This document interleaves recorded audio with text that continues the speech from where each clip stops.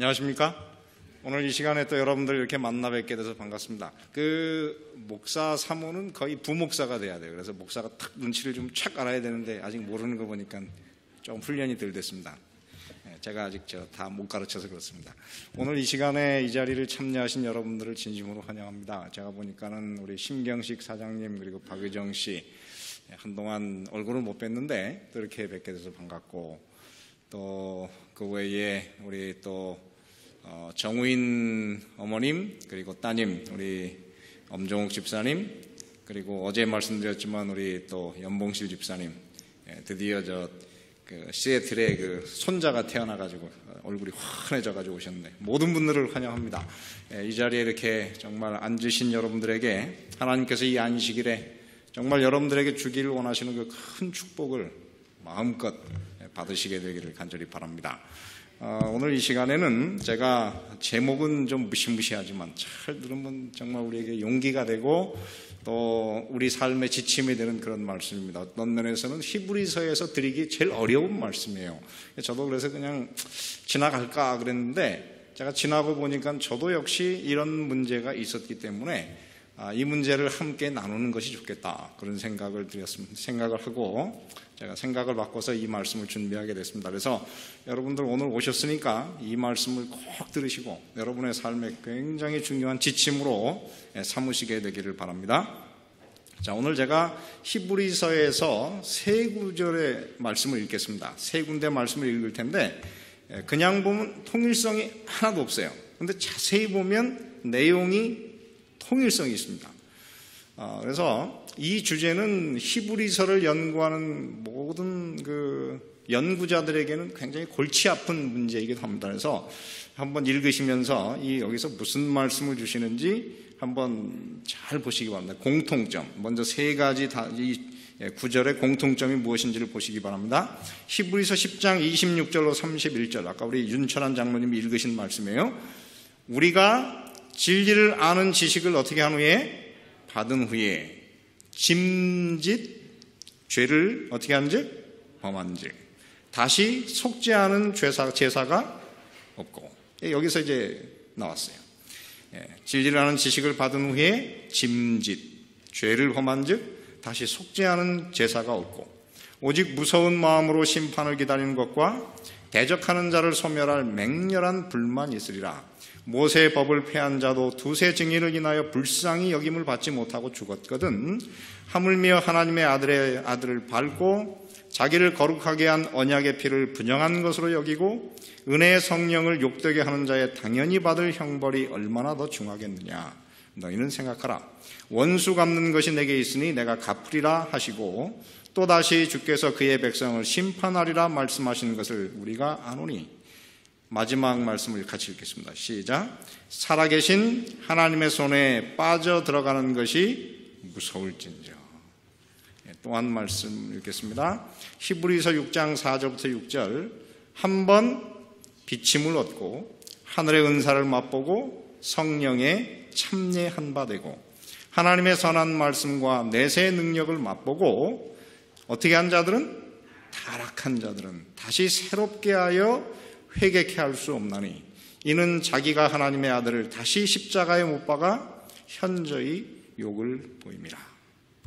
마지막 말씀입니다. 히브리 12장 16절 17절. 음행하는 자와 혹 한 그릇 식물을 위하여 장자의 명분을 판 에사와 같이 망령된 정신 나간 사람이 있을까 두려워하라. 너희의 아는 바와 같이 저가 그 후에 축복을 기업으로 받으려고 눈물을 흘리며 구하되 어떻게 되었습니까? 버린 바가 되어 회개할 기회를 얻지 못하였느니라.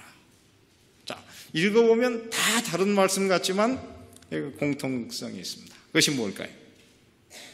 설교는 이게 생각을 해야 안 졸립니다. 공통점이 무엇입니까? 그거는 어떤 죄들은 용서받을 수 없는 죄가 있다는 것입니다. 그래서 여기 보면은 히브리서 10장 26절에 보면은 다시 어떻게 해요? 이건 저기입니다. 이거는 히브리서 6장에 있는 말씀. 히브리서 6장에 보면은 다시 어떻게 해요? 회개케 할 수 없나니. 히브리서 10장 26절에 보면은 다시 무엇하는 것이? 속죄하는 제사가 없어요. 속죄하는 제사가 없다고 하는 얘기는 무엇입니까? 죄를 용서할 수가 없으니까 심판밖에 남아있잖아요. 그리고 마지막 말씀은 버림바가 되어 회개할 기회를 얻지 못하였다. 이렇게 말씀하고 있습니다. 자, 이 히브리서가 어떻게 이제 이 말씀의 그 큰 문단이 되는 히브리서 10장 19절이 어떻게 시작되고 있습니까? 이렇게 시작됐어요. 그러므로 우리가 무엇을 힘입어? 예수의 피를 힘입어 성소에 들어갈 뭘 얻었습니까? 담력을 얻었다. 그래서 그리스도인들은 하나님께 언제든지 마음껏 제한받지 않고 나아갈 수 있는데, 문제는 우리가 십자가의 피로 용서를 받았음에도 불구하고 우리는 어떻습니까? 또 죄를 지어요. 넘어지기 때문에 항상 하나님께 나아가는 그 큰 특권을 가지고 나아가는 사람들은 어떻게 해야 됩니까? 예수의 피를 매일 힘입어야 돼요. 매 순간 힘입어야 됩니다. 그래서 이 말씀은 무엇이냐면 모든 그리스도인에게 예수의 피는 언제든지 이용 가능하다 하는 말씀이에요. 그런데 오늘 읽은 말씀에는 뭐라고 그랬습니까? 그렇지 않다. 그렇지 않다. 다시 속죄하는 제사가 없고, 그 다음에 뭐라고 했어요? 무서운 마음으로 심판을 기다리는 것과 범죄한 자를 어떻게 할? 소멸할 맹렬한 불만이 있으리라. 얼마나 두렵습니까? 여러분, 이 마지막에 제가 이렇게 굵은 글씨로 한 것은 사실 구약 성경에 있는 말씀을 거의 그냥 빌려온 거예요. 어디서 빌려온 것이냐면 민수기 16장에서 빌려왔는데, 고라와 다단과 아비람의 반역 때에 이스라엘의 유명한 족장 250명이 하나님께 제사 지내는 이 특권을 아론 너만 가질 수 없다. 우리도 다 갖자. 그래가지고 분향하는 향로를 가지고 이제 성소에서 그들이 제사를, 향을 지내며 제사를 드릴 때에 갑자기 누구에게서? 여호와에게로서 불이 나와서 그들을 다 어떻게 버렸어요? 소멸시켜버렸어요. 그래서 이 말씀이 어디에 있느냐면은 민수기 16장 35절에 나옵니다. 여호와께로서 무엇이 왔습니까? 불이 나와서 분향하는, 즉 제사하는 250인을 어떻게 했습니까? 소멸했어요. 그래서 분향, 소멸, 이게 히브리서 10장 27절에 있는 말씀을 거의 그대로 이야기해 주고 있습니다. 여러분, 이런 말씀을 들을 때 여러분 어떻습니까? 저는 이 말씀을 들을 때 굉장히 두렵습니다. 조심해야 되겠구나, 이런 생각이 들어요. 그래서 그렇습니다. 이게 하나님께 나아갈 때는 굉장한 특권이기도 하지만 조심해야 돼요. 이 말은 무엇보다 더 무서우냐면 이 말보다 더 무섭습니다. 여러분, 이게 어디에서, 이게 한국 사람들 다 아는 그런 겁니다. 제가 읽어보겠습니다. 금준미주 천인혈, 옥반가요 만성고, 총루락시 민루락, 가성고처 원성고. 제가 그때 살았어도 이런 시를 쓸 수 있을까 모르겠어요. 이게 어디에서 나온 시인지 아십니까? 똑똑하시네. 역시 우리 교인들은 이 상식이 많아서. 이게 춘향전에서 이몽룡이가 암행어사이지만 어떻게 변장해서 거지꼴로 해가지고 이제 그 변학도가 생일날 큰 잔치를 벌일 때에 밥 좀 한 그릇 주십시오. 밥을 얻어먹은 다음에 여러분이 다 이제 시를 쓰니 저도 한 수를 쓰겠습니다. 쫙 쓴 다음에 딱 놓고 나갔어요. 옆에 있는 사람들이 이 거지가 뭐라고 썼나 이렇게 딱 보다가 갑자기 얼굴이 변해가지고 어떻게 해요? 덜덜덜덜 떨면서 막 거기에 묘사에 하면 두 무릎이 부딪히는 소리가 나면서 도망갔다. 그래서 그때 이거를 읽고도 깨닫지 못한 사람들은 암행어사가 출두해가지고 큰 낭패를 겪었습니다. 그런데 그게 이제 바로 이 말씀이에요.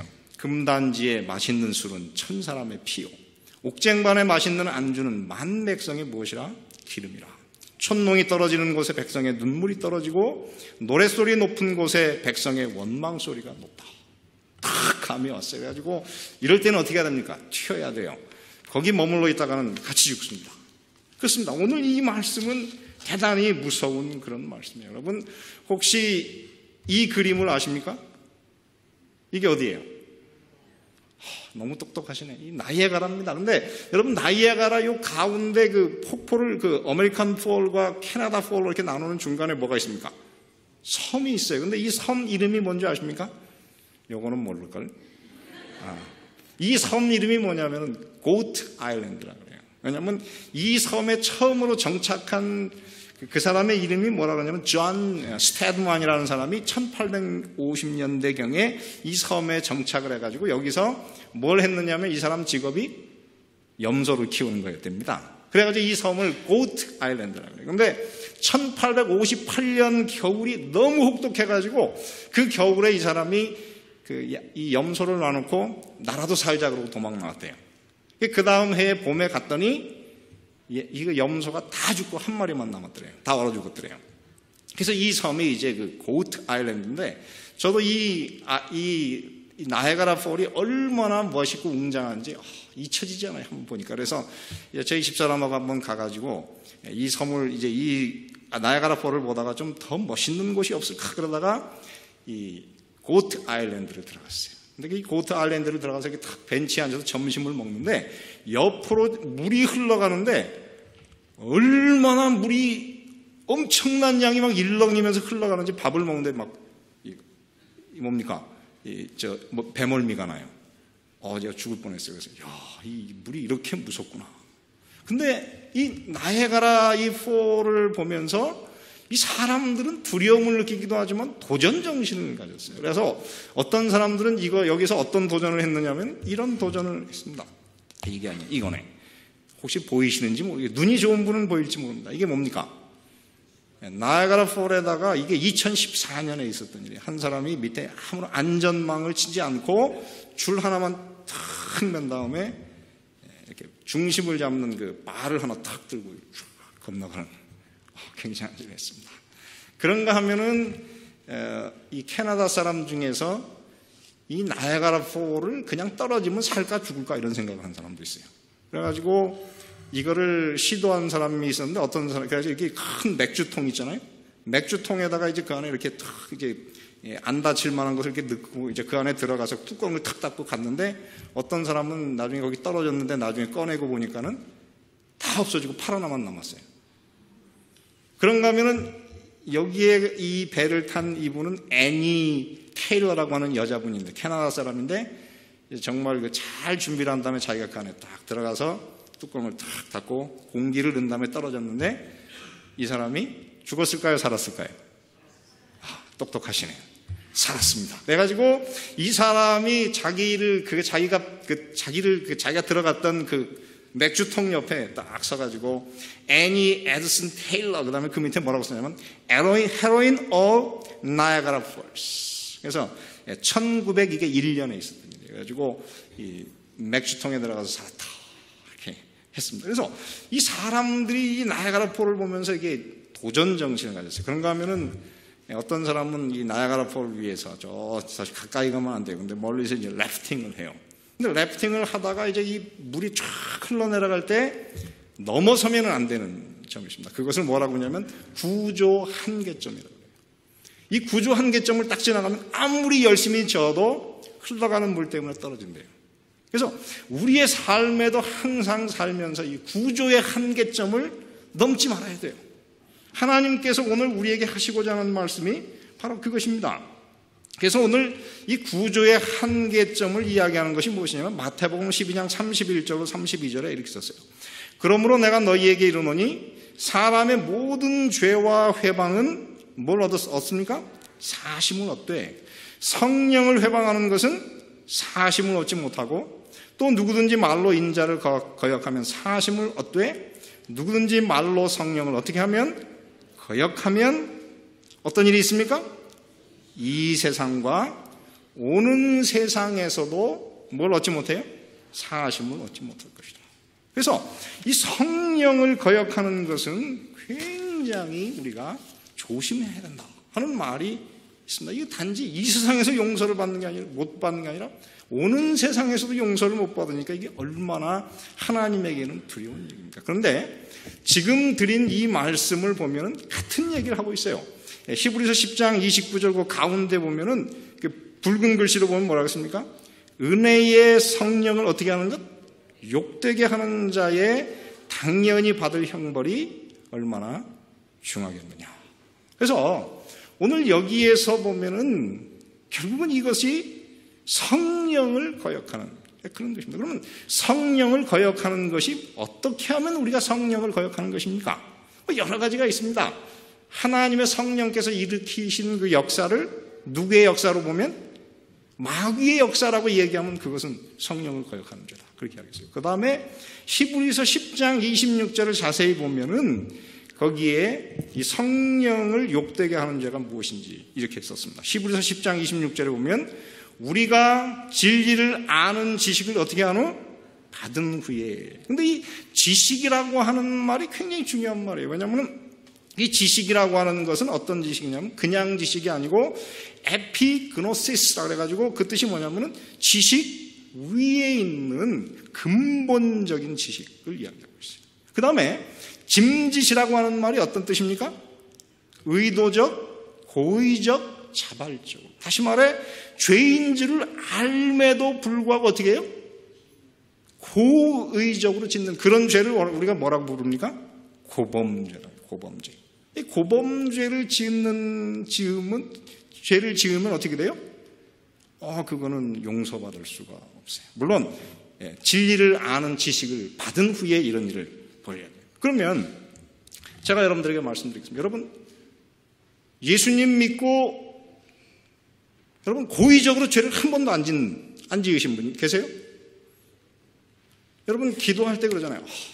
알고 지은 죄, 모르고 지은 죄 다 용서해 주십시오. 얼마나 멋있는 길. 그 한마디면 글쎄 하나님께서 다 하실지는 모르지만 알고 지은 죄도 어떻게 할 수 있어요? 사실은 용서받을 수 있어요. 왜냐하면 저도 목사지만은 제가 죄를 안 지으려고 애를 쓰지만은 알고 죄를 짓습니까? 안 짓습니까? 줘요. 어떤 때에 어떻게 해요? 화가 나면은 나한테 못한 사람 원수를 사랑하라 그러는데 사랑이 됩니까? 안 됩니까? 그러니까 나도 같이 미워한다. 알고 지었어요. 그럼 집에 가면 어떻게 해요? 괴롭죠. 그래서 짐짓 죄를 짓는데 그러면은 이게 우리 잘못된 거 아니에요? 아무도 하늘 나라갈 희망이 없는 거 아니겠어요? 근데 여기서 보면 그 범한직이라고 하는 이 단어가 헬라어로 보면은 이게 현재 분사예요. 그 뜻이 뭐냐면은 죄를 짓는데 어떻게 해요?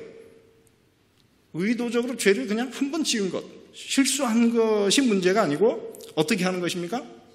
같은 죄를 반복하여 계속 범하는 그것을 여기에서 말하는 이 범한직이라고 하는 말이에요. 그래서 오늘 이 땅에 살아가는 우리 그리스도인들이 알고 죄를 지을 수 있습니다. 그렇지만 하나님께서는 그러할 때에 우리가 진정으로 회심하는 마음을 가지고 하나님께 나아가면 예수의 피를 힘입어 어떻게 해요? 용서를 합니다. 근데 우리가 어떻게 해요? 진리를 아는 지식을 받은 후에 의도적으로 반복하여 죄를 짓는다 그러면은 그거는 속지 않은 죄사가 없다. 그럼 여기서 말하는 그 지식이라고 하는 것이 무엇인가? 이거를 우리가 좀 알 필요가 있습니다. 여기 보면은 히브리서 10장 29절에 그것은 바로 은혜의 성령을 욕되게 하는 것이다. 근데 이 은혜의 성령이라고 하는 말은 성경에 딱 두 번 나옵니다. 두 번. 그래서 이 은혜의 성령이라고 하는 것이 참 우리 그리스도인들이 노래를 많이 부릅니다. 비둘기같이 고요한 그 다음에 뭐라 그랬어요? 은혜의 성령 오셔서 이렇게 하는데 이 은혜의 성령이라고 하는 것이 어디에 한 번 더 나오느냐면 스가랴 12장 10절에 나와요.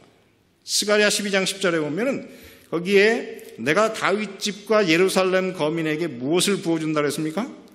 은총과 간구하는 심령. 근데 그 은총의 심령을 영어로 번역하면 그것이 무엇입니까? The Spirit of Grace. 은혜의 성령. 그래서 하나님께서 지금 우리에게 은혜의 성령을 부어주시는데 그 성령을 받으면 우리가 어떻게 돼요? 그 찌른 바 그를 바라보고 그를 위하여 어떻게 해요? 애통하기를.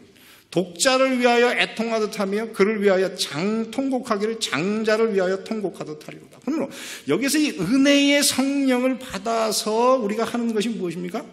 그거는 죄를 깨닫는 거예요. 예수 그리스도가 장자로서 독자로서 십자가에 달리신 그 모습을 우리가 이해하고 나의 죄를 인해서 통곡하는 것이 여기서 말하는 은혜의 심령을 받은 것이고 그것이 바로 진리를 아는 지식을 가진 것입니다. 그래서 오늘 여러분, 진정으로 여러분이 예수를 통하여 죄를 정결케 하는 십자가의 경험을 가진 분들은 다 진리의 지식을 아는 경험을 가진 사람들입니다. 그래서 이 경험을 가진 사람들은 어떤 일이 벌어집니까? 스가랴 13장 1절에 보면 그날의 죄와 더러움을 씻는 샘이 다윗의 족속과 예루살렘 거민을 위하여 어떻게 해요? 열린다. 그렇게 말하고 있습니다. 그렇습니다. 오늘 이 땅에 살아가는 우리 모든 그리스도인들이 정말 필요한 지식은 이 진리를 아는 지식이라고 하는 것이 성경을 다 한다고 하는 게 아니에요. 왜냐하면 제가 평생 성경을 공부했고 성경을 제가 꽤 열심히 공부했지만은 저는 아직도 성경에 그저 조금 알고 있어요. 그렇기 때문에 나는 성경을 모르니까 나는 괜찮네가 아니고 여기에서 말하는 이 진리를 아는 지식이라고 하는 것은 예수 그리스도의 십자가의 의미를 깨닫고 죄가 내 마음속에서 용서받는 경험을 가진 것이 바로 진리를 아는 지식을 가진 거다. 그렇게 하겠어요. 그래서 그것이 오늘 우리에게 가장 기묘한 그런 지식인 것입니다. 여러분, 저는 제 인생에서 정말 하나님의 이 무서운 손에 빠져들어가는 것이 얼마나 무서운지를 저는 경험해 봤습니다. 여러분, 그런 경험을 해보셨습니까? 이 하나님의 손이라고 하는 이 말이 무엇입니까? 심판하시는 손이에요. 그래서 문둥병을 뭐라고 불렀어요? 하나님의 손이라고 불렀어요. 그래서 하나님의 심판에 빠져가는 것은 어떤 것입니까? 두려운 것. 저는 진짜 그게 얼마나 두려운지를 경험해 봤습니다. 제가 전에 한번 말씀드렸지만은 제가 한국 삼육 고등학교를 딱 갈 때는 제가 하나님께 그렇게 기도했어요. 하나님, 저를 삼육 고등학교에 보내주시면 제가 나중에 목사가 되겠습니다. 이렇게 기도하고 서약하고 딱 들어갔습니다. 그래서 삼육 학교 들어갈 때는 이야, 천사들이 있는 학교에 드디어 간다. 나도 천사가 되겠지. 그러고 들어갔는데 학교에 갔더니 천사는 한 명도 없어요. 다 이렇게 제가 보니까는 냉랭하고, 여러분 그 열처녀에서 어떻게 해요? 불을 켜고 신랑을 맞으러 갔지만 다 어떻게 했습니까? 신랑이 안 오니까 다 졸며 잔다. 그게 똑같은, 그게 그대로 적용되는 것이 바로 한국 삼육고등. 죄송합니다. 한국 하여튼 삼육학교예요. 근데 여러분, 교회에 오시면 어떻게 해요? 교회에 오실 때 안식일 교회 가면 그 천사만 있겠지. 그러고 들어와 보니까는 천사만 있습니까? 천사 아닌 사람도 굉장히 많아요. 그래서 여러분, 그럴 때 실망하지 마십시오. 제가 이 고등학교를 다니면서 제가 3년 동안 맨날 불렀던 노래가 뭔지 아십니까? 이 노래 부르면 혼나는데 한번 해볼게요. 울려고 내가 왔던가, 웃으려고 왔던가. 제가 옛날에 노래 잘 불렀습니다. 근데 하여튼 이렇게 제가 그렇게 살았어요. 그렇게 살다가 나중에는 고등학교 3학년 되니까는 나 이제 더 이상 내가 목사 안 한다. 딱 때려치고 내가 의대 간다. 쫙 공부하다가 여러분, 마지막 순간에 삐끗해가지고 예비고사에서 에러가 나가지고 삼육대학 들어가기 알맞은 점수 딱 해가지고 삼육대학 이렇게 끌려 들어갔어요. 내가 참 그래가지고 여러분, 하나님의 손에, 살아계신 하나님의 손에 빠져들어가는 것이 얼마나 무서운지를 제가 그때 배웠습니다. 그래서 오늘 이 땅에 살아가는 오늘 여러분, 혹시라도 지금 여러분 하나님과 이렇게 좋은 관계를 유지하지 않고 사신다거나, 여러분 정말 하나님의 뜻대로 살아야 되지만은 그렇게 아는데도 불구하고 자꾸만 그거를 거절해가지고 혹시 여러분의 마음속에 서서히 은혜의 성령이 여러분에게 말씀하시는 것이 점점 무뎌지고 있으면 조심하십시오. 조심하시길 바랍니다. 왜 그러냐면 저는 그때 제 영혼의 위기를 느꼈어요. 내가 이렇게 살다가는 내가 지옥 가겠구나. 이런 두려움 속에서 살았습니다. 제가 아는 한 청년이 있습니다. 이 청년은 우리 교회를 다니시는 부모님에게서 태어나가지고 삼육중학교, 삼육국민학교 유치원부터 삼육유치원, 국민학교, 초등학교가 중학교, 고등학교 그렇게 다녔어요. 그래가지고 교회에서 행사에 한 번도 안 빠지는 모범학생이었는데 이 친구가 이제 사회대학을 갔습니다. 사회대학을 갔는데 예쁜 여자가 얼마나 많아요. 그래서 딱 처음에 갔는데 한 여자한테 폭 빠져가지고 짝사랑을 하게 됐어요. 근데 이 사람이, 이 여자가 안식일 교회가 뭔지를 모르잖아요. 그래가지고 딱 저 총각이 나를 좋아하는구나 그랬더니 어느 날 딱 와서 한마디 합니다. 이번 토요일 날 우리 소풍 가는데 같이 가자. 이 청년은 어떻게 해요? 교회를 가야 돼요. 그래서 마음속에서는 뭐라고 합니까? 성령께서 그러면 안 돼, 노라고 얘기해라. 그런데 이 아가씨가 너무 이뻐. 노를 못 해가지고 이제 따라갔어요. 그랬더니 마음에 괴롭잖아요. 그래가지고 다음엔 다시는 이러지 말아야지 이러고 있는데 또 얼마 지난 다음에 이 아가씨가 또 그래요. 내가 토요일마다 하는 그 학원이 있는데 같이 가자. 여러분, 그럴 때 어떻게 해야 돼요? 노 그래야 돼요. 성령께서 그러면 안 돼 그러는데 어떻게 해요? 예스 그랬어요. 그래가지고 이 아가씨랑 이제 몇 달을 이제 다니다 보니까는 마음속에서 그를 괴롭히는 소리가 점점 없어졌어요. 그러다가 결국 이 총각은 교회를 떠나가 버렸어요. 저는 오늘 우리의 삶에도 정말 이런 삶이 되지 않을까, 전 참 걱정이 됩니다. 그래서 여러분 시편 19장 13절에 보면 이렇게 쓰고 있습니다. 또 주의 종으로 무엇을? 고범죄를 짓지 말게 하사 그 죄가 나를 어떻게 해요? 주장치 못하게 하소서. 예, 이 고범죄를 자꾸만 지어야 되는, 짓지 말아야 되는 그 이유가 무엇이냐면 그 죄가 나를 어떻게 하면? 주장하면 문제. 왜냐하면 그걸 주장하다고 하는 것이 무엇입니까? rule over me. 나를 완전히 지배하게 되면 그러면 우리에게 심각한 문제예요. 그렇습니다. 우리가 이 땅에서 고범죄를 짓고 넘어질 수 있지만은 여러분 결코 죄가 우리를 지배하게 해서는 안 되는 것입니다. 그러므로 오늘 우리의 삶에서 어떻게 해요? 우리가 진리를 아는 지식을 받은 후에 어떻게 하면? 짐짓 고의적으로 죄를 짓기를 어떻게 하면? 반복하면 그것이 오늘 우리에게 큰 문제가 되는 것입니다. 여러분, 이 성경을 보면은 제가 좀 질문을 드리겠습니다. 여러분, 사울과 다윗이 둘 다 죄를 지었습니다. 그죠? 근데 사울이 지은 죄가 큽니까? 다윗이 지은 죄가 큽니까? 누구 죄가 커요? 사울은 어떤 죄를 지었습니까? 딱 왕이 된 다음에 이제 사무엘이 그랬어요. 전쟁터에 나가기 전에 내가 가서 제사를 드릴 테니까 기다려라. 근데 여러분 사무엘이 금방 옵니까 안 옵니까? 시험할 때가 이래요. 그래서 나중에 보니까 내가 하나님께서 당신을 시험한 것이다 그러는데 하루가 지나고 이틀이 지나고 3일이 지나고 그래서 이 모여있던 군사들이 하나씩 도망가기 때문에 다윗이 초조했어요. 그래서 사무엘이 오는 것을 기다리지 못하고 어떻게 했어요? 그 제물을 가져와라 그래서 자기가 제사를 딱 지내고 끝났더니 누가 왔습니까? 사무엘이 왔어요. 그러면서 뭐냐면 당신이 이 죄 때문에 하나님께서 당신을 영원히 보좌에 둘 수가 없을 것입니다. 당신 대신에 다른 사람을 선택할 것입니다. 그랬어요. 그러나 그럼에도 불구하고 성령이 금방 떠나지 않았어요. 근데 다윗은 어떤 죄를 지었습니까? 자기를 너무도 존경하고 사랑하는 우리아의 아내를 어떻게 했어요? 이 성경으로 보면 강간. 그래가지고 애를 베게 만들었어요. 근데 애를 뱄다고 얘기를 했더니 어떻게 해요? 이거를 감추기 위해서 아직 드러나기 전에 우리아를 데려와서 재우려고 그래요. 같이 재우려고 하는데 이 우리아가 또 고집이 얼마나 센지 군사가 나의 그 군사가 지금 다 전쟁터인데 내가 잘 수 없다. 끝까지 안 갔어요.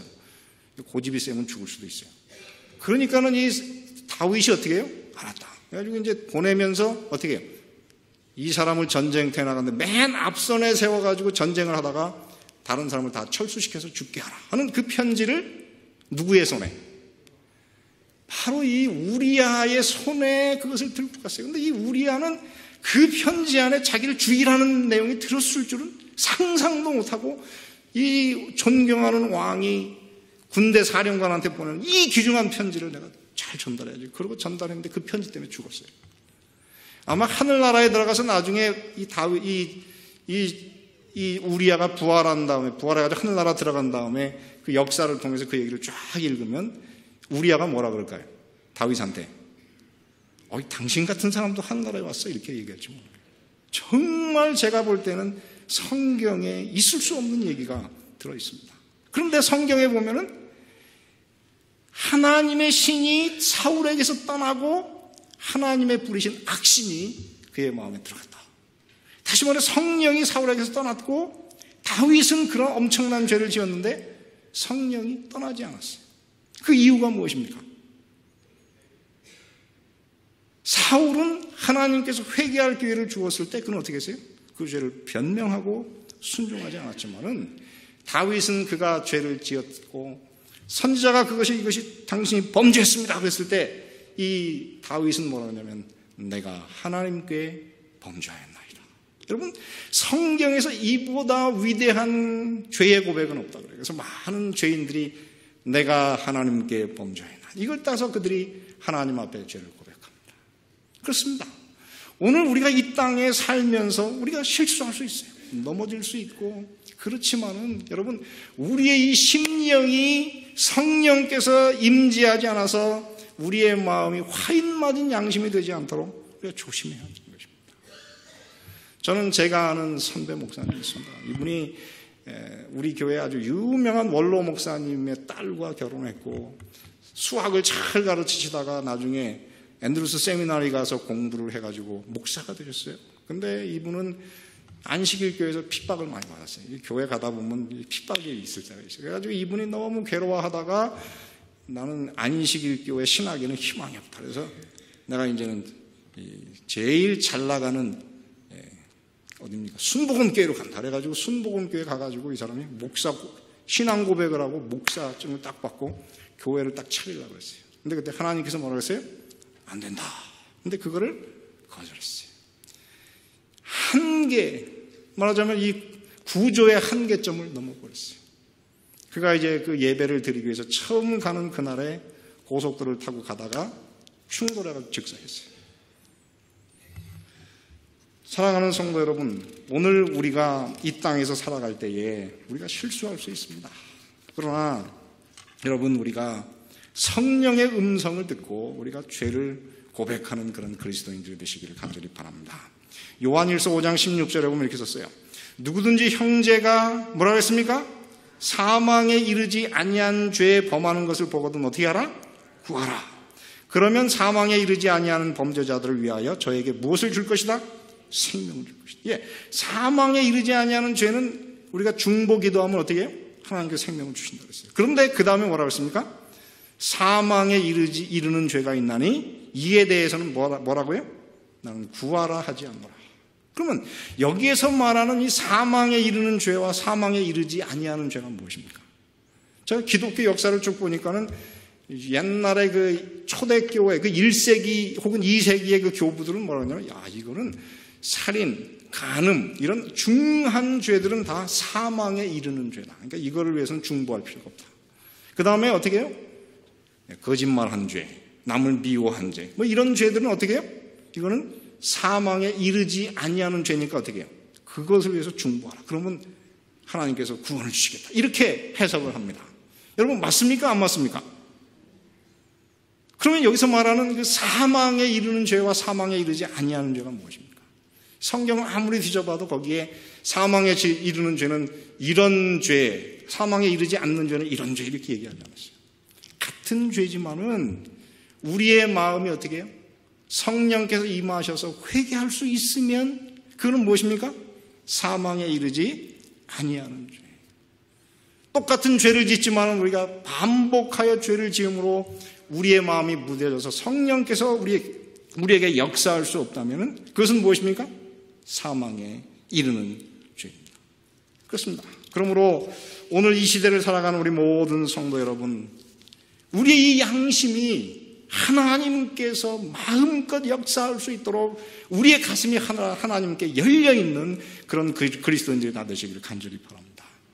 여러분 혹시 테네시에 가면은 여러분 저 동굴 속의 바다 그런 거 들어보셨습니까? 로스씨. 제가 이름을 아침 내내 생각하다가 못했어요. 감사합니다. 이 로스씨라고 하는 가보셨습니까? 거기 가면 호수에 뭐가 있습니까? 물고기가 있어요. 근데 그 물고기들은 1년에 한 번씩 물고기를 갈아줘요. 왜 갈아줍니까? 이 물속에 빛이 없는 물속에서 1년을 살다 보니까 다 눈이 멀어가지고 새 걸로 갈아줘야 됩니다. 다시 말해 우리의 이 양심이 성령을 통해서 늘 작동하지 않으면 우리 가슴이 어떻게 돼버려요? 감각을 잃어버린 그런 사람이 되는 것입니다.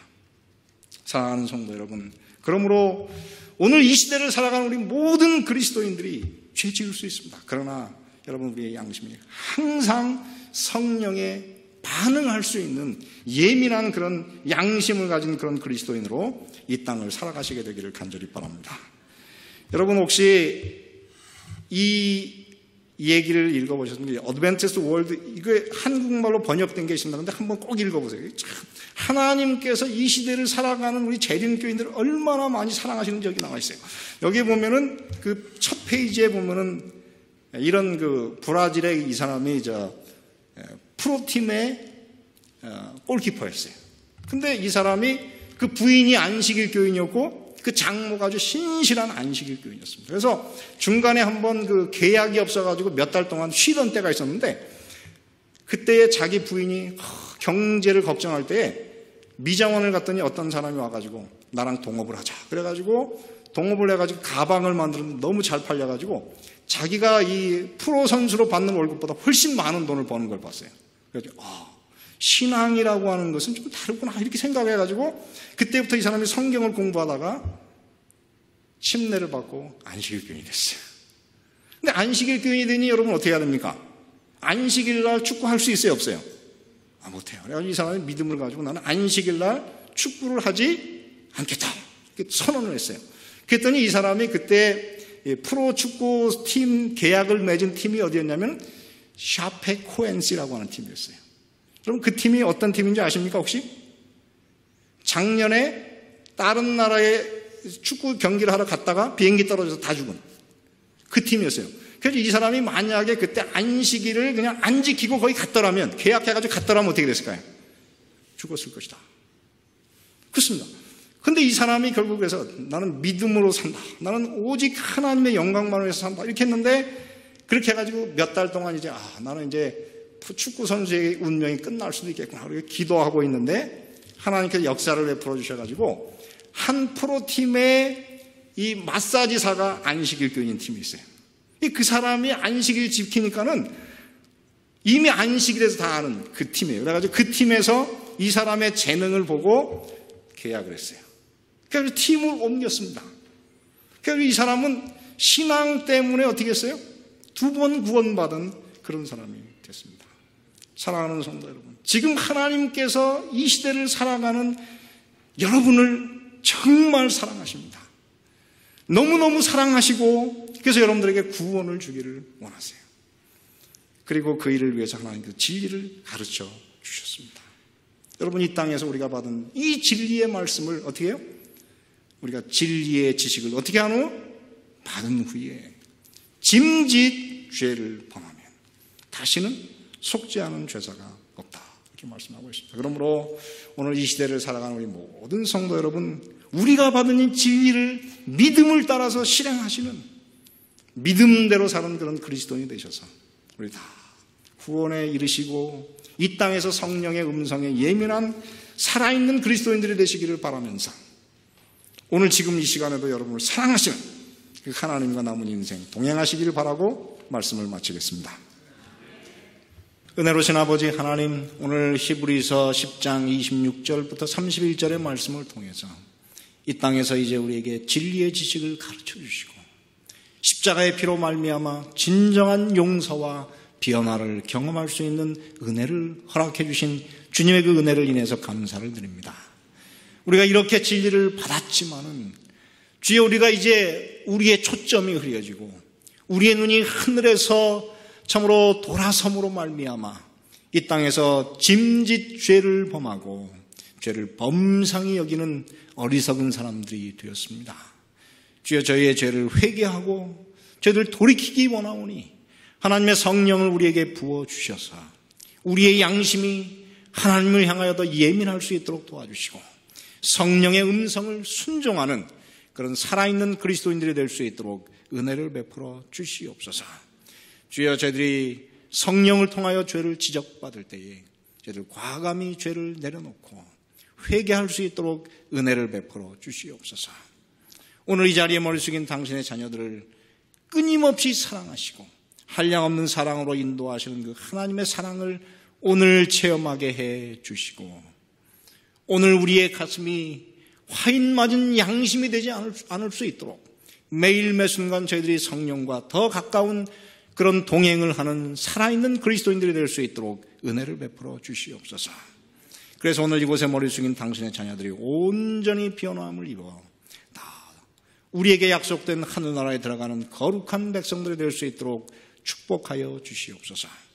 이제는 하나님의 사랑과 예수 그리스도의 은혜와 성령 하나님의 교통하심이, 진리를 알고 성령을 따라서 이 땅에서 살아가나 힘들고 고통스러운 삶 가운데 비척거리고 어려움 당하는 우리 올랜도 중앙교회 모든 성도들과 이제로부터 영원토록 함께 하시고 그들을 지키시고 인도해 주시기를 예수 그리스도의 이름으로 축원하옵나이다.